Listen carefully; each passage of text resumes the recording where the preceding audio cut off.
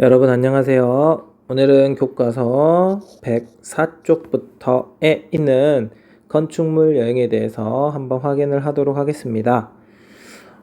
세계에 있는 다양한 건축물을 가지고 우리가 이야기를 할 텐데요. 과거에서부터 현재까지 문화적으로 역사적으로 우리에게 큰 유산이 될 만한 건축물들을 우리 교과서에서는 넣어놨고요.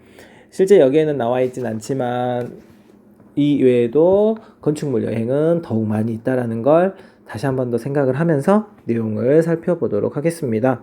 자, 그럼 교과서 104쪽에 있는 본문 내용 한번 확인을 해 보겠습니다.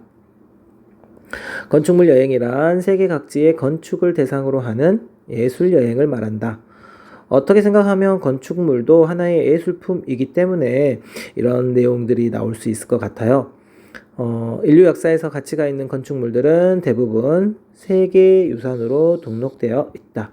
자, 가치가 있다라고 하기 때문에 이렇게 앞으로도 계속 미래 세대에 넘겨주기 위해서 이렇게 세계유산으로 등록을 하고 있다고 되어 있고요. 고대에서 현대에 걸친 건축물 여행을 떠나보자.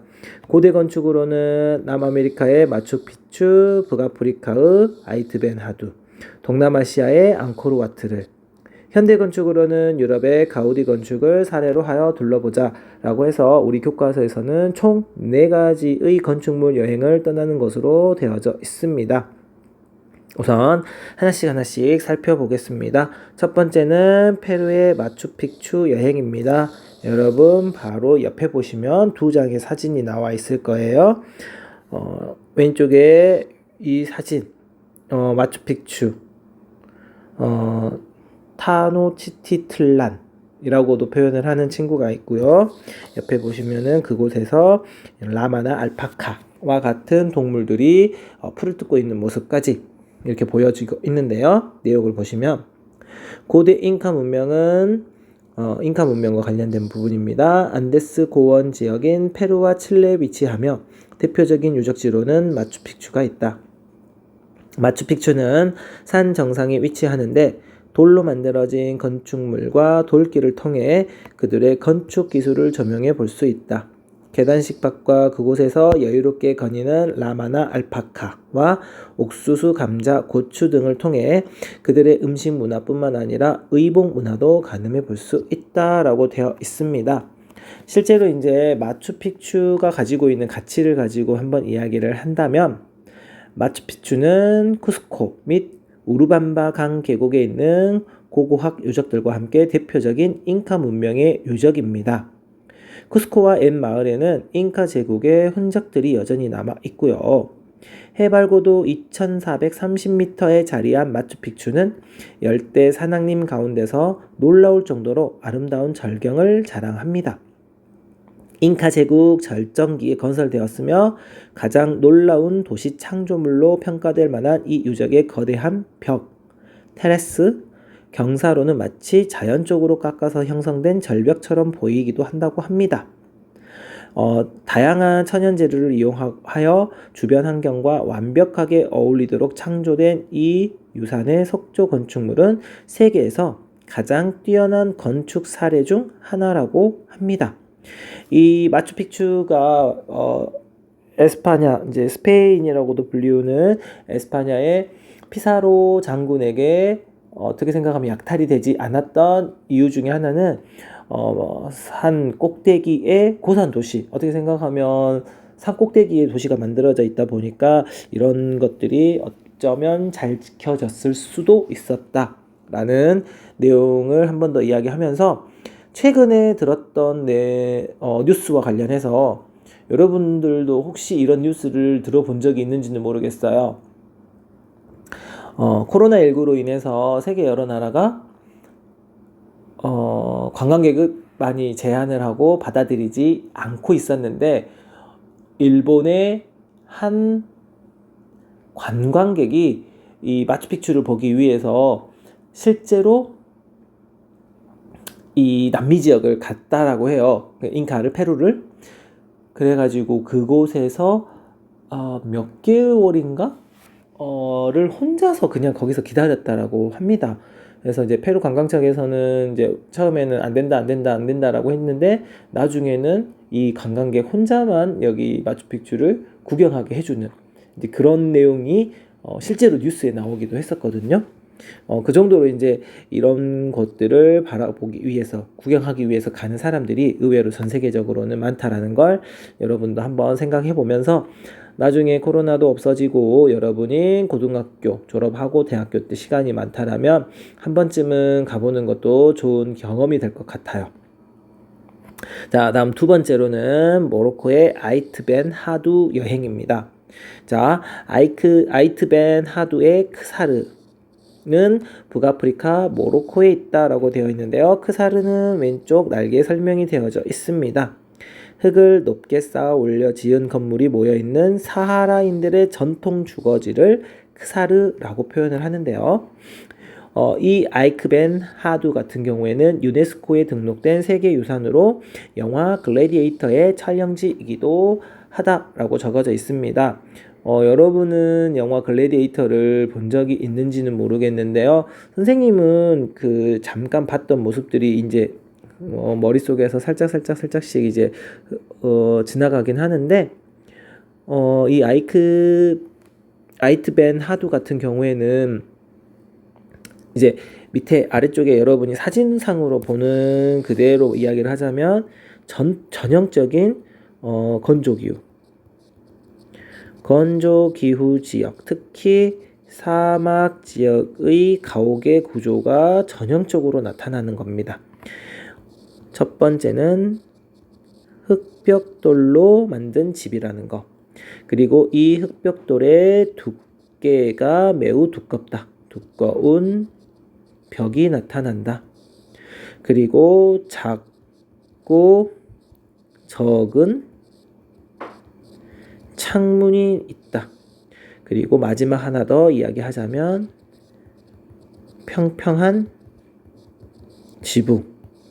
자, 이 네 가지의 특징을 가지고 있는 게 건조기후 지역, 특히 사막에서 나타나는 가옥의 전형적인 모습이고요. 집과 집 사이의 간격은 매우 좁아서 사람들이 다니는 통로 같은 경우에는 그늘이 만들어지게 하고요. 마드기르라고 하는 천연 에어컨의 역할을 하는 통풍구들도 존재하고 있습니다. 이제 이런 부분들은 세계지리 하는 친구들이라면 조금 더 이제 확인을 해야 되는 부분이지만 우리 여행지에서는 이런 가옥들이 있구나 정도를 여러분이 한 번쯤 생각을 해주시면 될 것 같아요. 참고로 이제 여기 아이트벤 하두의 가치라고 해서 선생님이 가지고 있는 책에서는 이렇게 이야기를 하고 있습니다. 남부 모로코의 건축 방식을 잘 보여주는 아이트벤 하두의 성에는 벽이 맞붙은 수많은 건물이 군집해 있고요. 망루와 해전식 문으로 방어를 보강한 성벽 안에는 주택들이 모여 있다. 일부는 자그마하고 다른 일부는 높은 망루와 흙벽돌로 상단부를 장식해 작은 성과 비슷하다. 그러나 그것들은 항상 건물들과 공동구역 안에 함께 있다. 원시 사하라에서 있었던 흙을 이용한 건축 기법을 완벽하게 보여주는 조화로운 건물들이다 라고 이렇게 적어져 있거든요.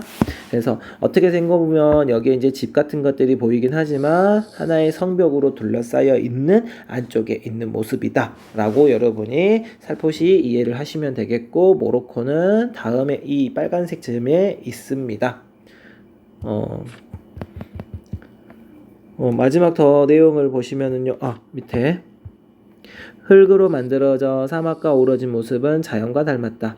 외적의 방어를 위해 가옥은 다닥다닥 붙어있고 골목은 매우 좁다. 창문은 뜨거운 햇볕과 건조한 기후 환경을 반영하여 작다. 이건 이제 전형적인 사막 건조 기후에서의 모습이 나타나는 것이고요. 이러한 건축은 고립된 지역의 방어와 자연 환경을 반영한 것이다 라고 해서 인간이 어떻게 생각하면 자연 환경에 적응해서 살아가는 모습을 보여주는 것이다 라는 걸 여러분이 한 번은 느끼면 될 것 같고요. 다음 세 번째로는 캄보디아의 앙코르와트 사원입니다. 자, 지금 여기 여러분이 화면 속에서 보이고 있는 이 사진 속에 있는 건물이 앙코르와트가 되겠고요. 캄보디아는 열대기후에 해당합니다. 이제 실제로 이 덥고 습한 앙코르와트 사원이 무엇으로 만들어졌냐면 여기도 흑벽돌로 만들어집니다. 근데 여기에서의 만들어진 흑벽돌의 특징이 무엇이냐면요. 이 흙의 특징을 생각을 해야 되는데 라테라이트라고 하는 흙이 나옵니다. 라테라이트는 일명 적색토라고 하는데요. 땅 속에 있는 철과 알루미늄 성분이 산화되어 이과에서는 이제 산화라는 식으로 표현을 하겠고요. 문과 친구들에게서는 산화라는 단어보다는 오히려 이렇게 설명을 하면 여러분이 좀 더 편할 것 같아요. 녹슬었다. 요 정도? 그러니까 철이나 알루미늄이 녹게 된다면 색깔이 붉은색이 되는 거죠. 그래서 붉은색의 토양이 되는 것이고요. 그 토양을 라테라이트 토라고 하는데 이 라테라이트 토가 일반적으로 열대 우림 지역에서는 나무가 이렇게 다 자라고 있을 테니까 아래쪽에는 그 햇빛이 많이 들어오진 않고 언제나 축축하고 눅눅한 상태를 유지하게 되는데 이 나무가 없어지게 되면은 하늘에 있는 태양빛이 땅에 비치게 됩니다. 그러면 땅에 있었던 수분이 증발을 하게 되고 이 수분이 증발을 하면서 이 라테라이트 토는 무엇을 만들게 되냐면 라테라이트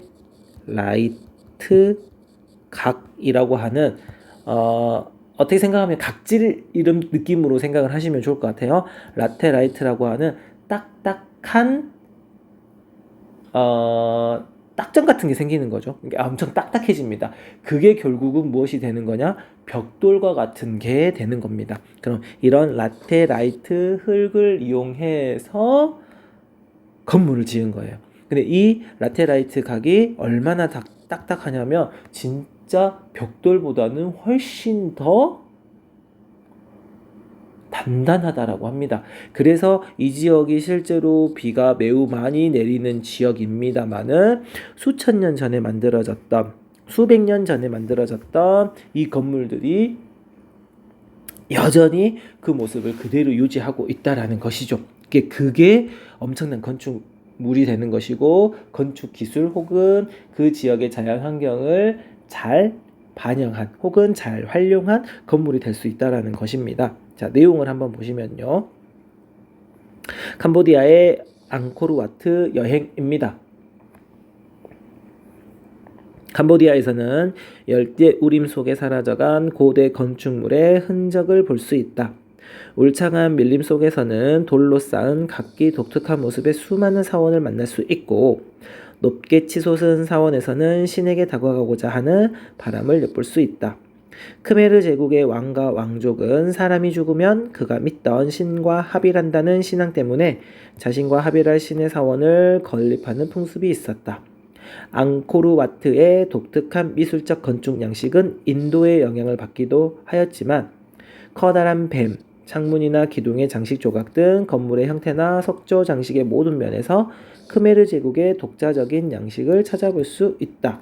자, 다른 외부의 영향을 받기도 했지만 자기만의 독특한 모습을 나타내기도 하고 있고요. 아래쪽에는 그 앙코르 아트의 전형적인 모습들을 보여주고 있는 내용들. 자, 1번은 이제 앙코르 아트 말고도 이제 또 다른 따프롬 사원이라고 해서 자야바르만 7세가 모친을 위해 건립한 사원. 영화 툼레이더의 촬영지라고도 되어 있는데 모습을 보시면 건축물들 사이에 나무가 자라고 있는 모습이 있어요. 실제 나무 뿌리가 이렇게 내려져 있는 모습까지도 볼 수 있는데 어떻게 생각을 한다면 자연 환경 속에 모든 것들이 그대로 녹아 들어가 있는 모습이지 않나 라는 생각이 들고요. 두 번째는 바이온 사원의 모습이고요. 신들이 사는 천상세계를 표현한 사원이라고 되어 있습니다. 자, 이와 관련해서 선생님이 앙코르와트 아까도 설명했지만 다시 조금만 더 이야기를 하면 앙코르 유적은 톤레샤프 호수에서 북쪽으로 약 20km 떨어진 곳에 있는 앙코르 산 정상에 자리 잡고 있다라고 되어 있고요. 정글에 묻혀있던 앙코르와트를 처음 학술적으로 조사했던 인물은 프랑스 출신의 박물학자인 앙리 무오였고요. 그의 조사 일지는 유럽에서 커다란 관심을 불러일으켜서 1863년부터 본격적인 조사가 이루어지기 시작했습니다. 이 앙코르와트 그리고 아래쪽에서 봤던 바이온 사원 그리고 반티아일 스레이 등 수많은 예술 걸작을 보유한 앙코르 유적 단지는 9세기부터 14세기까지 크메르 예술을 전체적으로 보여주고 있고요. 그 지역의 정치적, 문화적 발전을 이끄는 중요한 역할을 했던 크메르 제국의 모습의 유적임으로 이제 확인이 되면서 하나의 문화적 유산 가치가 생기는 그런 결과를 낳게 되었다라고 합니다. 그래서 이제 가치를 보면은 동양 예술과 건축학의 새로운 예술적 지평을 열었다. 뭐 이런 식으로 평가를 하고 있고요. 이제 여기까지가 어떻게 생각하면 고대 건축물과 관련된 부분이라면 마지막으로 현대 건축물로는 에스파냐, 스페인, 이제 에스파냐라고 해야지 정상적인 거고요. 스페인은 영어식 표현이기 때문에 미국식 표현이기 때문에 정상적으로는 에스파냐라고 하고요. 가우디 건축 여행입니다. 에스파냐의 바르셀로나에는 현대 건축의 거장인 가우디의 건축물을 만날 수 있다. 가우디 건축물의 모습은 건축물이기보다는 조각처럼 보인다. 그는 자연에서 영감을 얻어 건축물의 곡선을 많이 사용하였다. 섬세하면서도 강렬한 색상의 장식으로 단장한 건물은 보는 이의 눈을 끌만하다. 공동주택의 모델을 제시한 까사밀라. 실제로 이제 여러분이 보시면 여기 이제 1번, 2번, 3번의 모습이 보이는데 이게 이제 까사밀라. 3번의 모습이 까사밀라.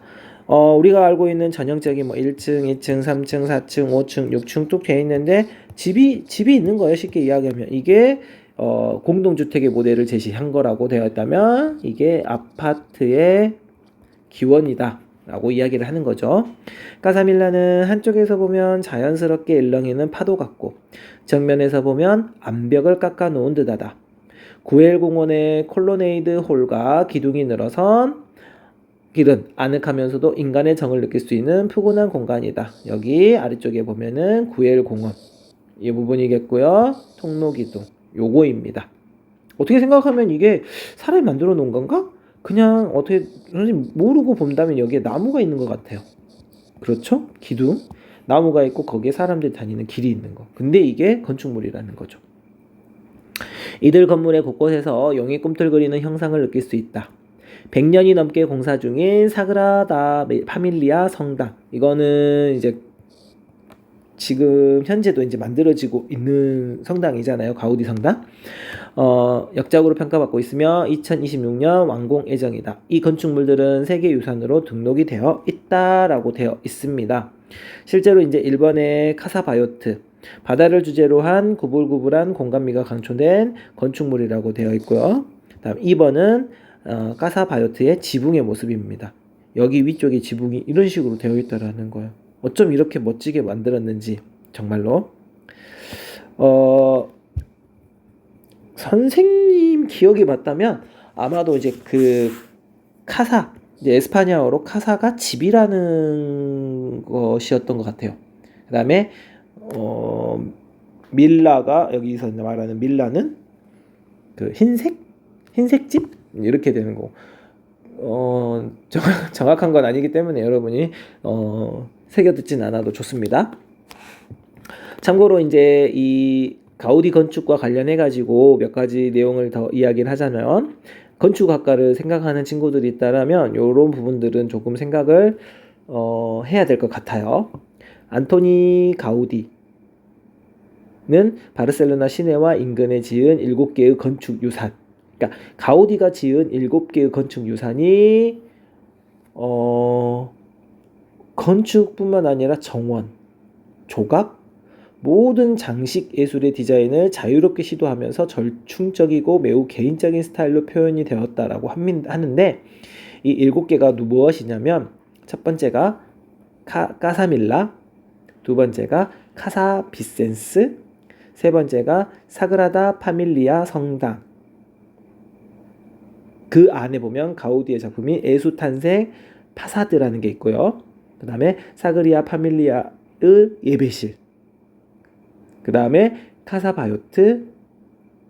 카사바티오, 그 다음에 콜로니아 구엘 성당의 지하 예배실. 이런 게 이제 7개의 건축 유산이 세계 유산으로 지정이 되어 있고요. 어떻게 생각하면 이 가우디의 작품은 20세기 초의 건축 발전에 의미 있고 창조적인 기여를 했고 그의 작품은 당대 건물의 유형을 보여주는 탁월한 사례다라고 이렇게 표현을 해서 현대 건축물이지만 세계 유산으로 등록이 될 정도로 매우 유명한 것이다 라고 여러분이 생각하면 좋을 것 같아요. 이제 아래쪽에 보시면 세계 건축물 알아보기라고 되어 있는데 건축물 여행지, 특성과 매력 이렇게 되어 있는데요. 저는 개인적으로 우리나라에서도 본다면 잠실 제2 롯데월드 550 몇 미터인가 해가지고 매우 높잖아요. 건물은 우리 일반 사람들은 118층인가까지 올라가서 확인을 할 수가 있고, 이제 이런 부분들도 어떻게 생각하면 건축물 여행이 될 수도 있다. 아니면 북촌의 한옥마을, 전통적인 모습인 거잖아요. 경복궁을 중심으로 하는 이런 부분들도 다 건축물 여행과 관련이 있지 않을까라는 생각을 합니다. 그리고 특성과 매력 같은 경우는 여러분이 한 번씩 확인을 해보면 괜찮을 것 같아요. 자, 이렇게 하면 건축물 여행을 마무리 짓고요. 다음 시간에는 우리가 이제 음식 여행으로 세계의 맛있는 음식들을 확인해보는 시간을 갖도록 하겠습니다.